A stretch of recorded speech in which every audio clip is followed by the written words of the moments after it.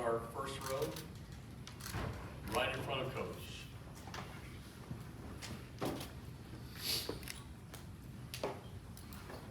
Dan Tortora, wakeupcalldt.com. How are you, Coach? I'm great. How you doing? Doing well. Looking at this conference and SMU, Cal, Stanford, the additions here, you've seen over the years the evolution of the conference. How would you describe it now? We look at accomplished greatness as the moniker for it as we head into the season. What can you say about ACC football and how it looks now with this new portfolio nationally?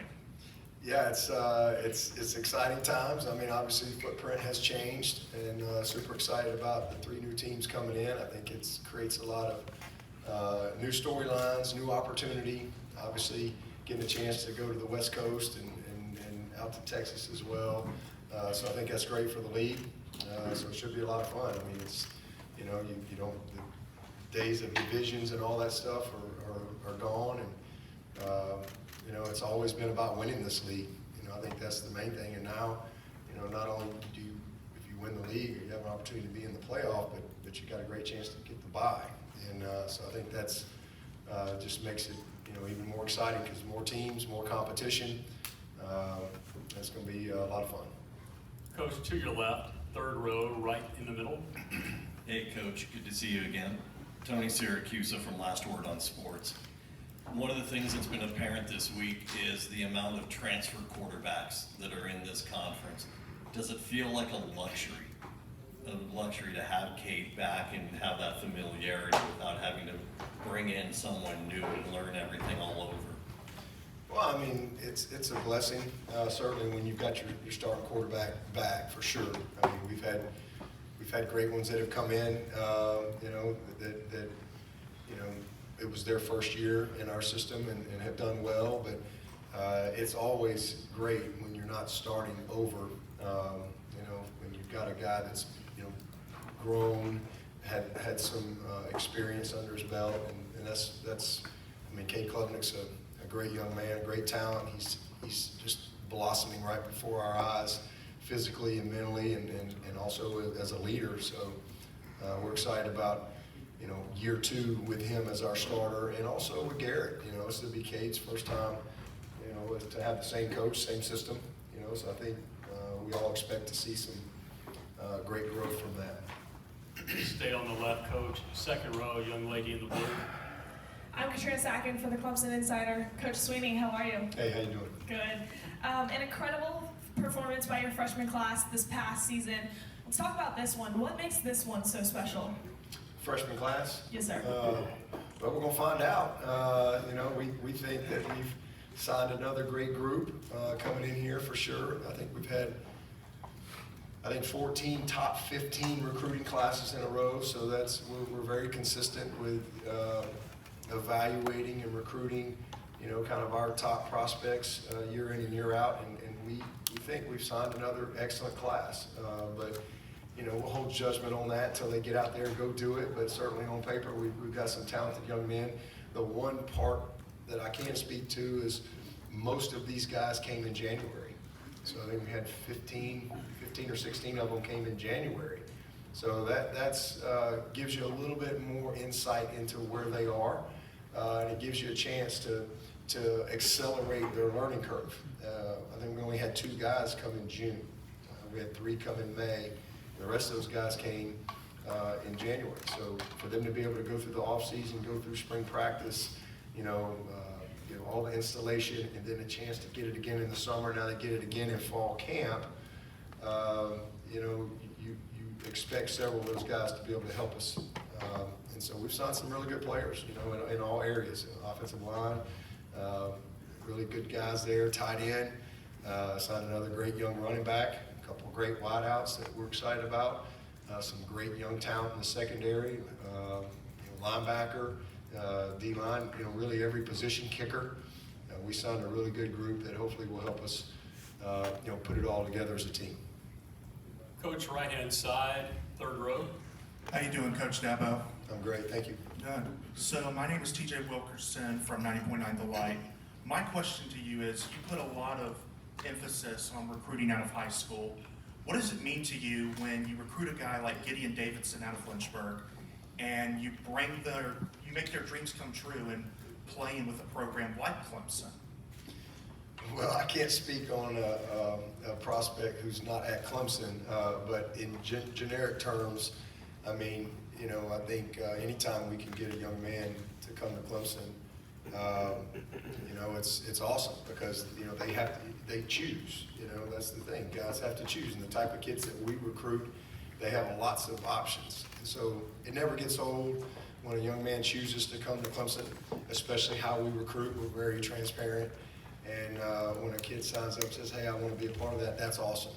And that's why I get excited. You know, I always just focus on, you know, because you're always going to not get more guys than you get. That's just the nature of recruiting. And I get excited about who we do get. And then for the opportunity for them to change their life through access to education is special. I mean, ultimately, that's what it's all about, you know. I mean, for these guys to continue to chase their dream, to play at a place like Clemson and at this level of football, and to continue to be developed as a player, but also to, you know, be equipped as a man through the education process is, it's awesome to see that transformation, you know, in a young man's life, and to have a front row seat of that, you know, to watch him go from 17, 18 to 22, 23 years of age. We'll stay on the right, Coach. Second row towards the end. Hey, Coach, David Hood with TigerNet.com. And there's a proposal out there to up the scholarship limit to over 100. Are you for that? And then how will that change, or will it change how you handle high school recruiting / transfer portal / you know, being able to hand out scholarships to walk-ons? Will that change any of that, or how you look at it? Yeah, I mean, all of that is TBD, if you will. You know, the crazy thing is there's not many coaches that want 105 scholarships. You know, we want to keep our walk-ons. You know, it's hard to manage, you know, that many guys, and when you have that many guys on scholarship, you think you've got transfers now. You wait till that number gets there, it's going to be a lot. So it's going to change a lot of things. But I think it's a product of you know, the lawsuit that was settled. You know, I don't think there was an intention to say, okay, you can have no more walk-ons. I think just the way it was settled was whatever your roster size is, that's your scholarship limit.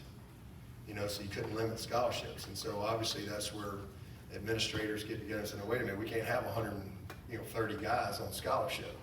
So we're going to have to reduce the roster. But whatever they reduce it to, everybody's got to be on scholarship.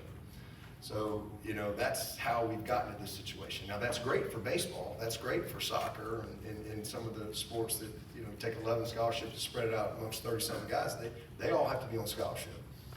But for football, the unintended consequence is it basically eliminates your walk-ons. And there's no coach that wants that. It's a really you know, sad thing, you know, to me. Yeah, great, we get more scholarships, that's awesome. But, you know, our game is just different. I mean, if you look at, you know, and you think 105 guys, you ought to have plenty of guys, but, you know, you have to dive a little deeper into that. You know, if you look at the NFL, I mean, they'll have 53 and 16 or 18 on the practice squad, but whatever their roster is, it never changes.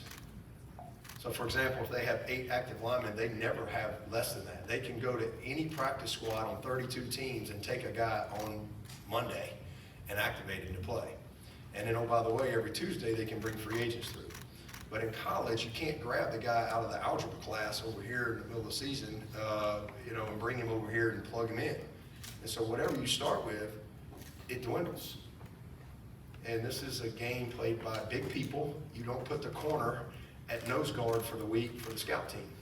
And it's a complicated game. You may have maybe that corner physically could go play running back, but he doesn't know what to do. You know, it's not like they all sit in the same meetings and they learn the terminology. I mean, it's not that simple. It's a very complicated game. It's frustrating. You need to not be able to have the walk-ons. And then in our world, we don't get them at 7 and they leave at 4. And we have a very small window to practice. You have 17 hours with a 20-hour rule. You have 17 hours to meet, to work out, to practice, to get a team ready to play. Monday through Friday. So when you go on the practice field, you have to be incredibly efficient with your time. And if you don't have scout teams, to be able to present the looks, it's really difficult.